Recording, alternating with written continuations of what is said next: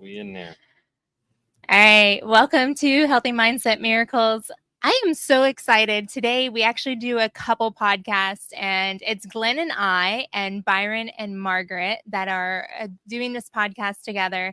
And Byron and Margaret are a couple that we have come to love and endearment, just because we've met with them multiple times. We've been able to have great conversations. It seems like we're made from the same mold in some sense.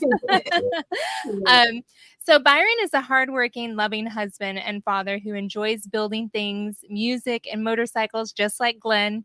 Margaret is a creative, dedicated wife and mother who enjoys reading, crocheting, and learning new things, just like me. And together, Byron and Margaret co-host the Beyond I Do podcast. On their podcast, they share the ups and downs of their journey and how they have successfully navigated over 26 years of marriage. As self-proclaimed lovers of love, Byron and Margaret have made it their mission to encourage, uplift, and inspire others to create and maintain loving, committed relationships by sharing their personal stories of love, grief, joy, and everything in between. And we're going to talk about that today. Byron and Margaret, welcome so much to Healthy Mindset Miracles. I'm so excited to have you guys here. Thank you. Thank you for having us. That's a wonderful introduction. I'm looking around. Right. Talking about It's you. Thank you for having us. We, of course, we're looking forward to seeing you guys again and getting to talk to you and catch up. So we're glad to be here. Absolutely. You guys have been doing an incredible thing about helping so many other couples. I know that we've had some amazing conversations with you guys about marriage, relationships, family, things that have, gone on. Let's start from the very, very beginning. Like, how did you guys meet? Let's just talk about that real quick. That's a funny story. So I had a crush on his friend. And I honestly, I recall the first time we met, but I was there. I was interested in his friend. And we were still in high school at the time. Throughout the years, we kept in touch. His friend and I, that didn't work. His friend was trying to get over a breakup, so that didn't work. But our friend groups hung out together, and we kept in touch, and we just became really good friends. And we would hang out, and I went off to school, and when I would come home, I would call and we would hang out, and we were just really good friends for probably about 5.5 years. And then I decided I was moving home to finish school. And I don't know, I came home that December and I said, I'm moving back. I asked him, you want to help me move? He helped me move back. And from then on, we've just been together. It just kind of evolved. There was never any proclamation of a relationship. We just kind of started hanging out, and then we were joined at the hip. Now, so wonderful.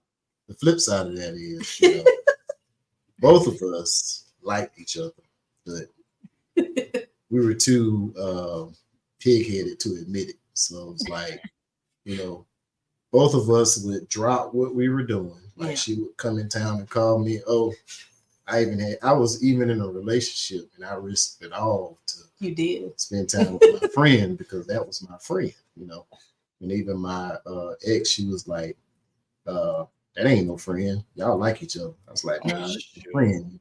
That's my friend. I didn't want to tell her the truth. But anyway, so, when she contacted me about moving back, and I was like, it's now or never. that was my plan. I don't know what her plan was. So my plan was just to get my stuff moved back. I know, but I had to make sure that, I was going to be around her as much as I could. So we started hanging out every day. Hey, what you going to eat today? You got a job. I'm like, hey, what you going to do when you get off? Let's go hang out, Mm-hmm. That was it. Carrying on from there. Yep. And then you became inseparable. We did. We did. Exactly. We call 1997 the year it all changed. Yep. I moved back in January of 1997, and by December of 1997, we were married on the 13th and had our son on the 20th. Yep. Wow. Wow. That is amazing. Now, how many children do you guys have? We have 4. You have 4. Yes. And are they still in school? Are they older now? So we have 2 birth children, and when our youngest birth child was about 2.5 or 3, we started the process to adopt. We adopted a teenager. She is now 34. Wow. She had a rough childhood, and so the adoption was rough. And she had run away at 16, and at 21 we received a phone call, and she said, "I want to come home, and I have a baby." Yep. And so we picked her up, brought her home. She was not ready to be a mom, so we ended up adopting the baby. She stayed in touch. Once she got herself together, she stayed in touch, and the youngest would go and spend summers with her and holidays. And finally, when the youngest was about 8, she said, "I think I'm ready now." Oh. And so she's with her now. And she is 14. 13. She's 13 now. So she's been with her since she's 8. So we're semi-empty nesters. The 2 birth children are with us now, but they're adults. And it's been a journey. I teach. And so along the way, we have a few of my students who we have kind of pulled into the fold, and we refer to them as our godchildren. And they're adults, but they'll still call mom and pop for advice or help or what have you. Wow. That's so wonderful. Isn't it funny that things come together when you aren't even looking? Like you guys, you weren't even looking, and you were interested in someone that you were looking at, and then all of a sudden here you come together. You know, and look at you today. That's such a wonderful story. Right. And we do that sometimes. We look at each other and I'm like, can you believe that we've been together? Right. We're the we do the same thing. We look at each other and like, wow. Like, and it's not about the time frame with us. It's 7 years coming up that we've been married. But to look at each other, knowing what transpired in our lives and brought us to this point. Right. It's just, wow. Yeah. Right. Right. I just remember Tanisha saying that I couldn't stand him. It still happens every other day. But, I'm not sure she says that every now and then now. That brings me to my next question. So one of the things that I always talk to people about, because people always say to us, I really would like to have a marriage. I'd really like to, be able to love somebody like you two love each other. And I tell them all the time, our relationship has been work. Everything that we've done from the very beginning, it has been work. Like the first 6 months we were together, we almost got a divorce, but we had to learn how to communicate. Have you guys experienced that as well? Like, what kind of things have you guys worked on from the very beginning of your relationship to help you grow stronger to the point that you are today?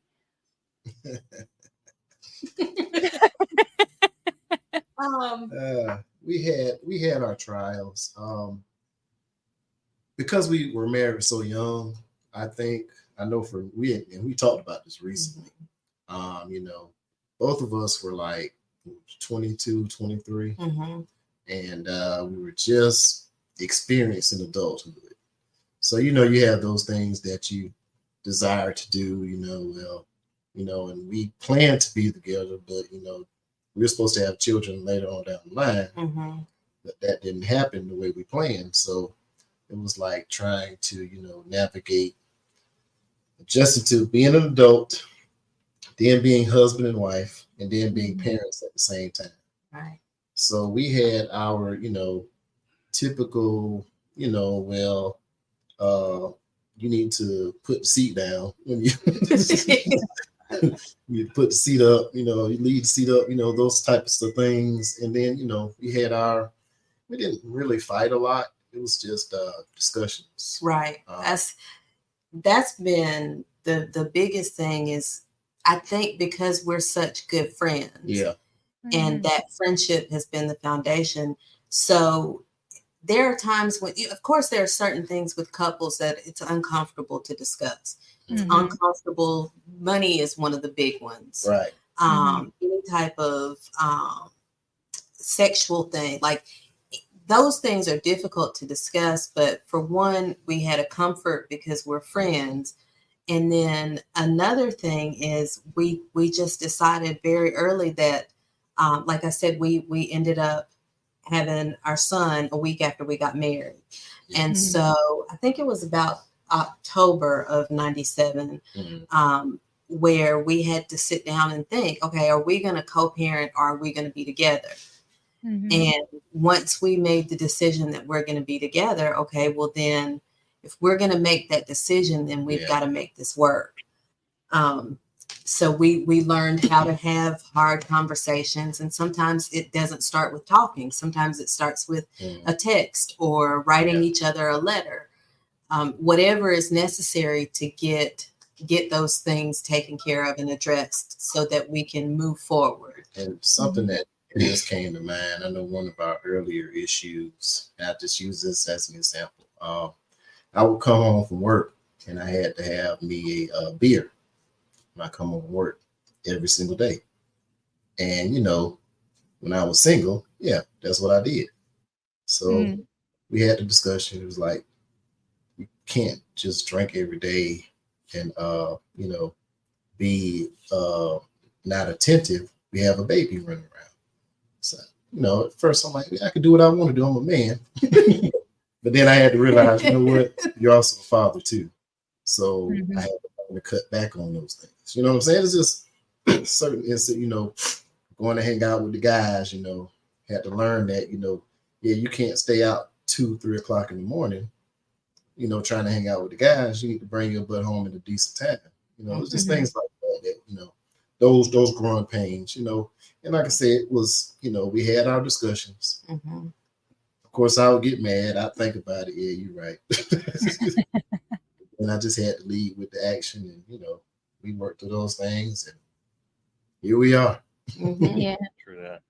In your discussions, were they conversations that you both were open to sharing with each other, or was there some heated conversations? I know with him and I, when I said we first got a divorce or almost got a divorce the first 6 months we were together, it seemed like it was always in the car for some reason. We would be in the car and we would get into a discussion. And of course you can't, you're stuck in a little box. Right. So you can't run to the other room. So you either hash it out or, and so a lot of times there was a lot of yelling in our part. And we had to realize later on that we weren't listening to each other. We weren't hearing what each other were saying during those heated conversations, which ultimately was causing a lot of challenges for us. But we learned. And so is that something you guys had learned early on about, the conversation of listening to one another and understanding what the person's thoughts and feelings were? Right. I think that's where the writing would come in. Because then you can get it all out without being interrupted, or, you can get it all out without twisting the words up yourself. We also, my upbringing was very chaotic. And so I had to learn that conflict was okay. So, and it kind of helped us because I don't let things linger. Like I need to know that we're okay. But now the flip side of that is the defense mechanism that I have is my mouth. And so initially there were some things that were said that I had to, sit back and think, okay, I can't do that because once you say it, you can't unsay it. Mm-hmm. And there again, the writing comes into play and helps with that. So I think that a combination of understanding each other individually and then working towards making sure we're doing what it takes to maintain a healthy relationship. Yeah. And one of the things that we learned, well, because of her background, we just stated that we would have our discussions amongst ourselves, try not to have arguments or disagreements in front of the kids. Mm-hmm. So sometimes our discussions would be after they go to bed late at night. And you know, built-in calm down time. Yeah, so you're calm. It's like right before bed, so you ain't even be doing too much arguing because I got to get up tomorrow. So you know, that's how we navigated through a lot of those issues. And I mean, there were times where we might go a day, two without, you know, just hey, bye, going to work, see you later. You know, those things. But for the most part, you know, we just, you know, tried to make sure, as that scripture says, you know, don't let the sun go down on your anger. So we try to do that as much as possible. Because, you know, life is short.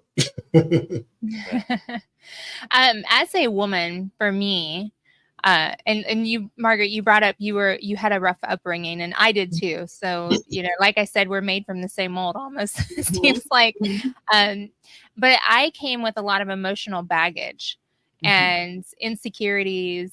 You know, just and those things still creep up. I just had one of those outbursts this week, actually. But the thing is that I am gotten to an age now where I'm okay with sharing those things because I know that those experiences that I've gone through has to be a reason for them. But also I know that I've grown through them because when they happen now, it's easier for me to get through them. But what's even more amazing to me is how he's learned how to help me get through them. Yes. You know, yes. That's incredible to me. So, and what I mean by emotional outbursts or insecurities, did you ever like say things like, well, you don't deserve me, or I don't deserve you, or maybe you should be with somebody else. Maybe I'm not the right one for you. You know, I went a step farther and I told him who he should be with. Yeah. I was told. I had the person picked out. Yeah. Picked out. I'm like, is she trying to auction me off to somebody? But that's definitely like not feeling like I deserved him.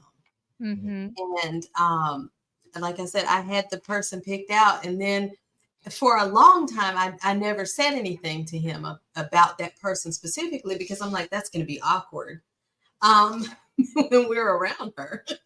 But you know, and I would give him all of these reasons why someone else, even if it's not this person specifically, but why someone else is a better fit for him or why he deserves someone better. And that's actually something like I had to work with my therapist on. Right. And the idea of deserving is not a thing. It just is. And so, and I still struggle with that from time to time. Like you said, the self-esteem issues and things like that. But I'm so thankful that throughout all of this, I started therapy maybe about 3 or so years ago. So there was a lot that I went through by myself, processing and getting better little by little. But there was a time when like he had to almost ask permission to touch me because of things that I had gone through. And he didn't know what specifically no specifics, but he could, you know, guess something is not right. So I'm just so thankful that he gave me that space and that grace to move through those things. And he was there supporting me through that. And that he didn't look at the other person and say, you know, I think you're right. I think you're right. We would be a perfect fit. But, you know, that was one of the things that, you know, has helped tremendously for us was her. I know she had to feel comfortable telling me these things that happened in her past so that when I did get a cold shoulder, I understood where it was coming from. So it's Mhm. not, well, it's not me. Because, first thing you think is, well, what did I do wrong? Right. Mhm. Is it me, or does she loves me? Does she really care about me? You have those thoughts that go through your head, especially in time of rejection. When you realize that it's not you, it's this trauma that happened to me as a child Mhm. that something triggered, whether it was a TV show or whether it was something that was said in a discussion. And now I realize, okay, it's that. So, I had to learn, I had to adapt to that and say, okay, well, I'm going to help her get through these issues. I'm not going to respond negatively, because I know the negative effect could also say, you know what, I ain't going to say nothing else to you about it. And that could send me into defense mode. Yeah. And that's not good either. So Right. Another spiral moment. You were Right. wanting to say something? That's so deep. It really is, because it could go many different ways. Mhm. And I'm thankful that I realize that I need to bite my tongue in these situations too. Mhm. Because the first thought that comes to my mind, I've found that even the second thought usually isn't still the right one to say. So the third one typically is.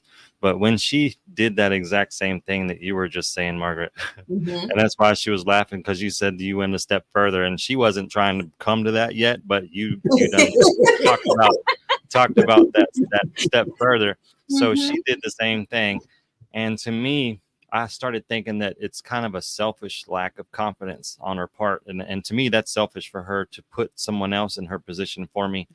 And we talked about that, and she didn't comprehend that at first, but we came to the point that where we both, I began to understand what I said, because that's what I felt. And then after thinking about it, I said that because I want to help build her confidence, and part of that typically comes from just not being where one wants to be yet. Like she's tried, she's strived and thrived and still hit walls and stuff, and it kind of knocks her back and makes her kind of rethink some things. And then in a negative moment, those feelings just compound. But we work through it. Yeah. Yes. Absolutely. And I was just, that is so funny that you said that, because literally he's right. I wasn't going to bring that up, but I did. I had showed him a picture of another girl, and I was like, see this girl, like she's got this and this going for her. Like At first she's like, not "Look at emotional this like I lady." am. And then there you go. Look, I'm trying to imagine, like, going up to this female and like, look, my wife said,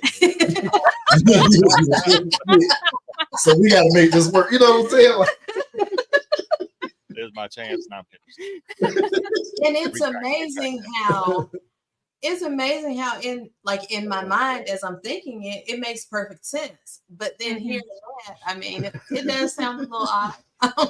she'd be like, both of y'all crazy. Both of y'all stay with me. Right. But I'm glad we're talking about this, because I can imagine there's other women that feel the same way or go through the same emotional issues and emotional challenges of that. There's a lot of women out there who are happily married, who have been through trauma in their life. And a lot of times that trauma, like he said, I pushed so hard that sometimes those moments happen. It's a matter of when are we going to stay in those moments. Now, I did for an entire day. I spent a day in bed crying all day long, because I was just so frustrated with myself, first of all, but I was also frustrated with just so many aspects. And unfortunately, when that happens, the closest person to you is the one that you lash out to. And that happens to be your spouse. And the beautiful thing of that episode was we've been through so much that he knew exactly how to help get me out of it. First of all, he gave me my space. He allowed me to cry it out. And then he would come and check on me, but then he would give me positive affirmations throughout the day. Even though I didn't want to hear them, he would still do that. And I felt like, wow, how much has he grown to be able to help me through these, I mean, it's rather embarrassing to even talk about it, but I feel like it's important that we do, because I want other women that are listening to know that they're not alone. And it's not, it's not okay that we go through that, but it is okay to go through it, because you learn through it. And I think for me, like, once I got over my hissy fit, the next morning I woke up before he did, And I started reading a book that gave me the positive mindset. I put an app on my phone to help me with affirmations daily, just to try to change the direction of where I'm going and what I'm doing. And that really helped. But I want to ask Byron, and I'm going to ask you too, Glenn. So the two of you can answer this question. You first. All right. He said you first, Byron. As a husband, when you're looking at your wife in those moments of weakness and you know that she is so strong, what is going through your mind as needing to be the leader of the home to help her? Like, I want to know from a man's perspective, like, what do you guys think? And do you ever have moments like that? Okay. Us real men, first thing that comes to mind is, how can I fix this? How can I fix this right now?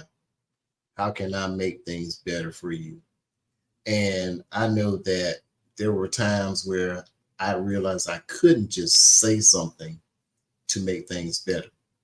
I knew I had to allow her to go through the emotions. Mm-hmm. So I'm here for you. I'm here for you because I just want it fixed. I want you to stop crying. I want you to be happy. I want you to have a good day with me, So I think that, that's why I'm such a good mechanic, because, I used to go out there and tinker while she would go through it. And I was go out there and tinker with stuff, tear something up, fix it, But, it's, you want to fix things. You want to fix, because like she said, she'd been through a lot growing up. I didn't go through those things. I mean, I had my traumas, don't get me wrong, but the type of upbringing that she had was way different than mine. It was the opposite. So it's like, but that upbringing taught me to be understanding and to know that there are going to be trials, there are going to be, tribulations. You just work through those things. Mm-hmm. So I had the patience to say, okay, she's dealing with this. I'm going to allow her to do what she needs to do, but I'm going to be back in an hour. I'm coming in. You all right? Good? Okay, all right, I'm gonna go back out here. Come back in another hour. You all right? You good? Okay, you hungry? You going? You know what I'm saying? Just help with those issues. I mean, that's all I know to do. Fix. Mm-hmm. Right. That's right. A great answer. And that's kind of what I do too. I check the temperature of the room as I walk in, right? Exactly. Like you said, I didn't have those challenges either, really. I did see them a lot in my dad's many relationships and how he dealt with it. And that's what I learned from. And thankfully, it was in my 40s when I actually started getting around a real man's man. Like you were saying, first of all, I'm a man, and that's what I've become. And it took until I was 40, honestly. And that's embarrassing to admit, but it's just kind of the way it was. I worked hard. I took care of my business. Everything was taken care of. But still, I was like wondering, am I a man yet? Because I didn't have anything to reflect myself against, honestly. Yeah, right. And I can say that having, my father was, a phenomenal guy. Wonderful. He taught me, how to be a man, Yes. I had a great example in my grandfather also. So, I saw how they handle things, and right on. That's what helped me understand. And now, I mean, don't get me wrong. Now, I'm still 25, 27. Am I a man yet? You know what I'm saying? I'm 50, trying to figure out. Holy moly! This really adulthood. Am I a man? Do I really have this really is this what we were striving for as kids? Yeah, it's pretty wild. It kind of gives me chills thinking of that. And thankfully, I'm not the only one either. It just happens in stages, depending on typically what we go through or what we're even ready to see or walk through. Exactly. Yeah. Exactly. And I've also taken up not only asking, of course, what can I do to fix this, but also mentioning to her too that it's also my fault, because I could have approached it differently. I could have said it differently. I could have reworded, switched some words around, and offered what it is that I'm feeling or thinking, want to experience, or whatever the case may be. Right. Offer it in a different way so that it's received a little better into her ears and her eyes, or in her heart. as well. And there's many different pluses and benefits that come out of these situations. Not only can we help one another and our progeny and friends too along the way because of the experiences that we did go through and work through, instead of just shutting them down and walking away. Our progeny also see us work through these things. And I never got to see my dad and mom work through nothing. It was just like separate ways. And but our progeny to be able to see that, it causes their foundation to be that much stronger. Right. Yes, definitely, definitely. And that was, with me, I didn't see that. And so sometimes I have to sit back and I'm amazed at myself because I didn't have a consistent example of a relationship. I had extended family that I would see here and there, but I mean, with my parents, like at 16, when my mom said we're leaving for good, I didn't care where we were going. Just let's go. So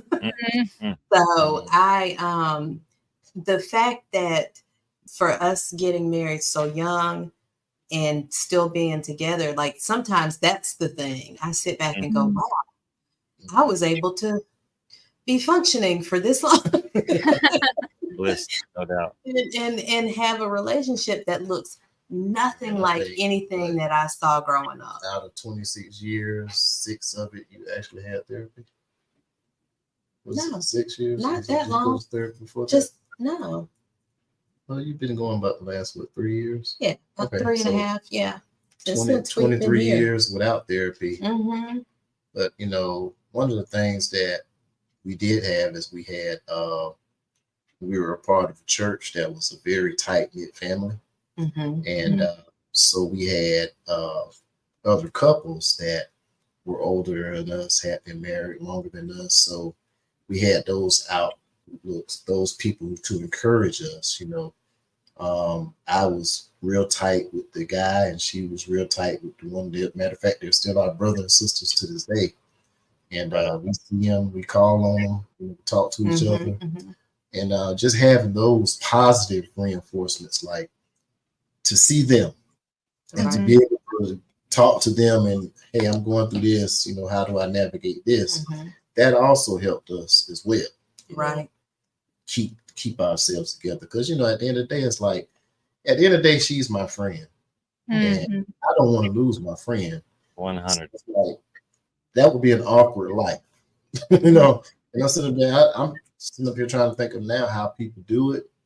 I don't know how they do it. I don't want to imagine how they do it. But I can't sit there. My friend sitting over there, we didn't come to the function together, but we got a kid together. So how do we, what I'm saying? Like, I don't really want to experience that. So that's what kind of keeps me like, hey, I need to learn to do what I need to do to make sure that we hang in together. Yes. And sometimes our progeny's only hope is seeing what we're building together and making it work at all costs. Yeah. Gosh. And also other examples of people that we know who went through a marriage or whatever that didn't make it. Right. And, when they tell their stories, it's like, man, shit, I don't want to go through all that. Right. I can't imagine trying to date now. Like, yeah. I listen to my girlfriends who talk about their single lives and how difficult it is in the dating world, and I get off the phone and I'm like, I am so thankful I don't have to deal with that. Right. It's not something that I would ever. If I had to be single today, I would not ever date.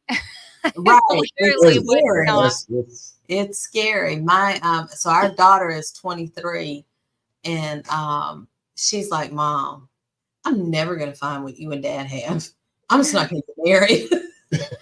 So she had her first serious relationship, and they broke up, and then she went into this little moment. So she struggled with that, but I told her, I said, you have to keep in mind, we were young. That doesn't set the bar, though. Let people grow up. You grow up. You have these experiences. And then when you're more mature, when they're more mature, then maybe, it'll be easier. But go ahead. She said, I can't find what y'all have. Well, it makes me think of the the fact that I've seen, we are alike or will be alike the 5 people we hang around. And we hang around ourselves the most, so we really should be working on ourselves. That's exactly what I was about to say, because that's what I tell my friends all the time. I'm like, you really should focus on working on yourself and getting to your goals and things that you want for your life. And while you're doing that, Mr. Right will show up. During that time, you'll track the things that you're wanting the most in your life. But if that's all you're focusing on, then you're going to go through a lot of frogs and a lot of weeds. You know. And you're not going to be ready for that person that you want in your life. Like, I have a friend that so badly wants to be married, but her mindset's not there. And I'm like, well, unless you change your mindset, you're not going to find that husband. You're just not.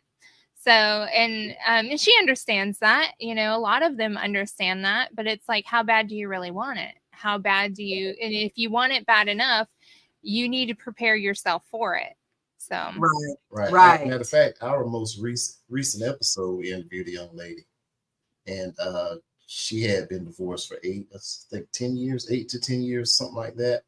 And she went and got a part-time job at Walmart. And guess what? She met her husband at Walmart. I mean, like you said, she started to work on herself, work on helping others, and stepping outside of her comfort zone. And that's where she decided she was going to go get a part-time job. But I commend anyone who is on the dating scene and searching for someone, because I know that it's a lot. Yes. It is. But I also think whether you're married or you're single, you should still continue to work on yourself and still. Absolutely. Definitely. For us, we work on ourselves separately and we work on ourselves together. And if there's an imbalance, like if I'm the imbalance and I know I need to step up more in affirmations and positive thoughts and thinkings and doing and things for myself, so that I can be better for him. And then, same for him, he's got things that he's got to work on. And then when we come together, we work on those things together, because if I'm broken, how can I work on something with him? And if he's, how can he work on something with me? So we both have to come together in a positive balance, is the way I see it. And if she's broken, then I'm kind of stuck. I can't move forward because I'm not going without.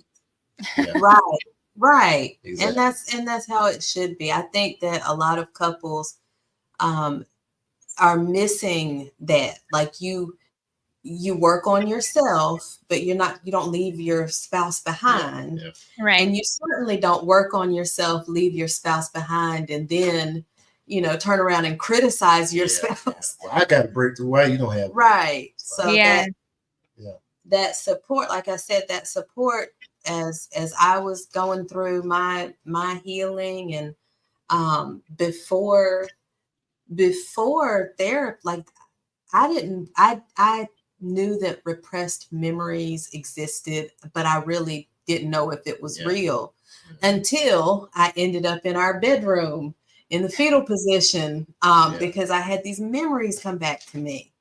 And so, like, to have that support there as I'm going through all of these things, and he's not saying, I'm going to give you until this time to be fixed or else. And he's not saying, well, that happened when you were a kid, so it shouldn't matter now. To have that support, that helped me, and that also motivated me. I want to be better because I want to live up to what he's given me, Right.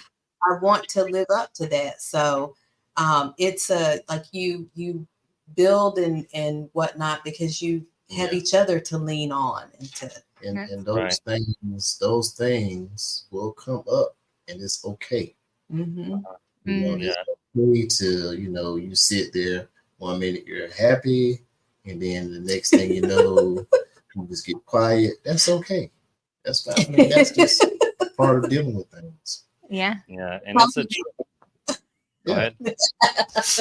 I asked him if he was talking about me. Yeah, pretty much. it's a choice, like you were saying, Margaret. It's a choice to let things go, but sometimes they surfaced for a purpose to work it out, because there may be something else in the midst that surfacing could also help. Right. And that could have came all the way from the bottom of your foot. We never know where these pains are hiding out, and then it just comes up. It doesn't have to be in our memory bank, but yeah. Well, and the thing is too, like if it does come up, the growth is, whereas before it would come up, you might be mad for an entire day. Well, your growth is now you're only mad for 5 minutes, 10 minutes. Yeah, we carry on with our day. Because at the end of the day, we got to focus on being happy with each other. That's gonna come up. They're gonna do that. I've been sitting out there before working on the car and then think of something. God, I was messed up. Why did I do that? You know what I'm saying? Oh, God. And it's just you work through that process, in your head. Well, it's also having the strength to be able to say, hey, can I talk to you? I'm really sorry for the things that I said and what I've done. Please forgive me. And I'm working on that mindset. I'm working on that to not make that happen again. But I just want you to know that I recognize that there was a challenge. I recognize that I had done wrong. And, I'm coming to you as your friend, as your lover, to say, I'm really sorry. So I think that's a huge thing as well. But then on the other side, it's the forgiveness part. Like, if I come to him and say, I'm really sorry, and he says, I forgive you. I already forgave you. We're moving forward, and, let's make the best of it. That's, to me, coming together and being strong. So not dwelling on the past or saying, well, you did say this and it hurt my feelings. But, I think that we had that conversation where he said something to me and it really, really bothered me. But he didn't mean it in the way that I took it. But I have a tendency that if I don't understand it, I will push and push and push until I understand it. And then he doesn't understand why I don't understand it. And he tries to explain it to me about 500 times and I still don't get it. And, but it's his patience with me and helping me understand it, or coming to the terms of, the mindset behind it is what matters the most. So you guys wrote a book called Unlocking Forever, 10 Keys to a Successful Marriage. We have just a few more minutes left on this episode, but I wanted to talk about that book.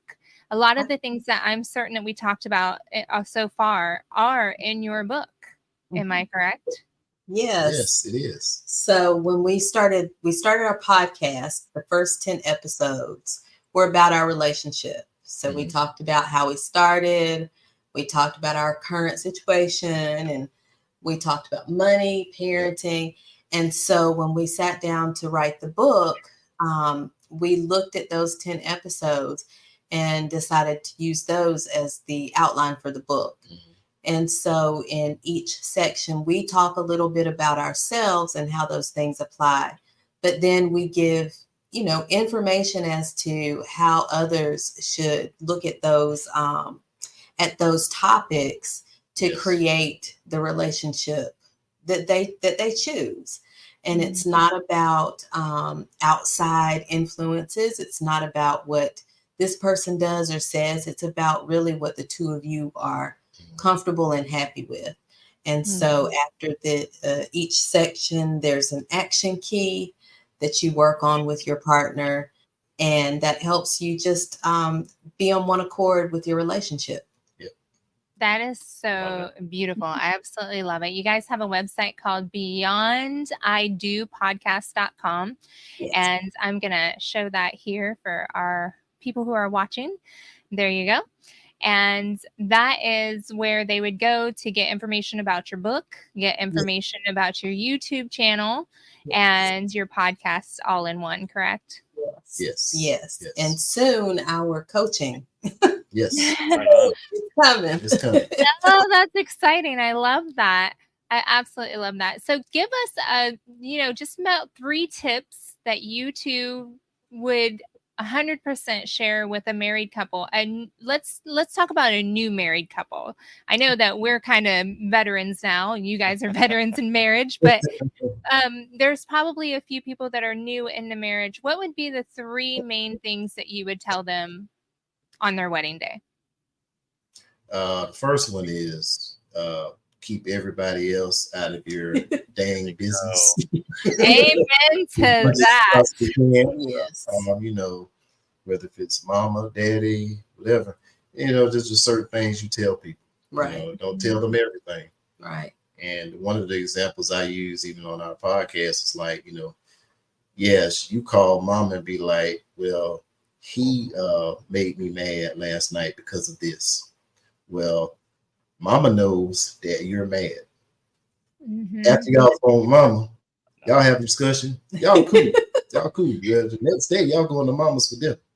You ain't told mama that y'all made up. So mama looking at him crazy when he go to dinner like, you made my dog. And then, you know, she's throwing your food on the plate all crazy. You get the little That's plate. just example, you know. Well, you can even go a step further, and I've said this before. If you tell a friend or a cousin, whoever, and they are going to go and try to squeeze their way in because they want a part of your relationship, and they'll go and tell your spouse what you said, he said, she said, to try to drive that wedge in between you, even though you've already figured out how to work it through.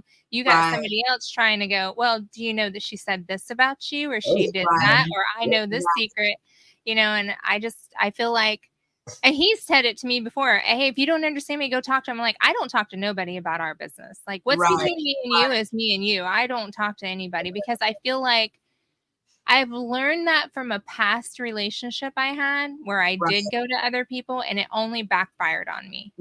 So, and such a thing as that, speaking to others about certain things, there's no telling how they perceive it or receive it, and that just compounds on a frequency of negativity. It's got to be in an area where we can grab all of those frequencies and turn them into something great.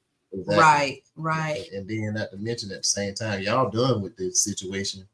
And then here come your cousin that you told a month ago. Hey, how did y'all work out through that situation? Man, done with all that.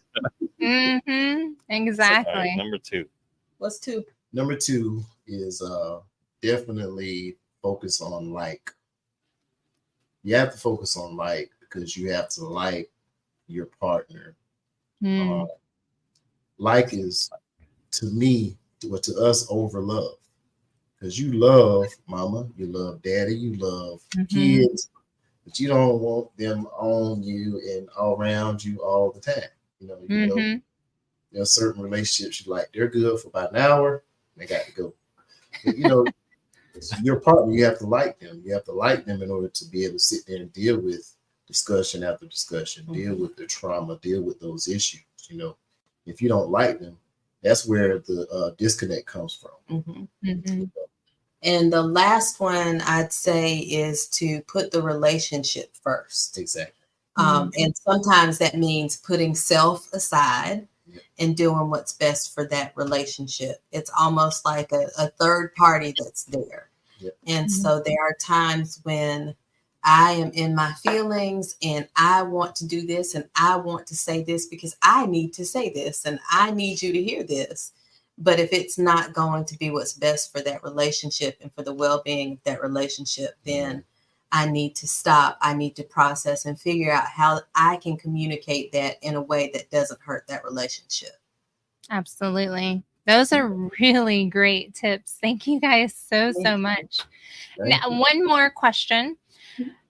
For those that have been married for a long time and they've kind of figured out communication, they figured out how to like their spouse, they figured out how to keep their information to themselves, you know, what do they do to keep their relationship going hot? Asking for somebody else. You know, we found great success in reflecting. Reflecting on those beginning days, you know, reflecting on the beginning when you guys couldn't keep your hands off each other. We'll talk about Because I think that, you go through those moments and you don't realize how the other person was feeling at that time. Mm-hmm. So it's like, talk about those things. I mean, we sat up there, where were we?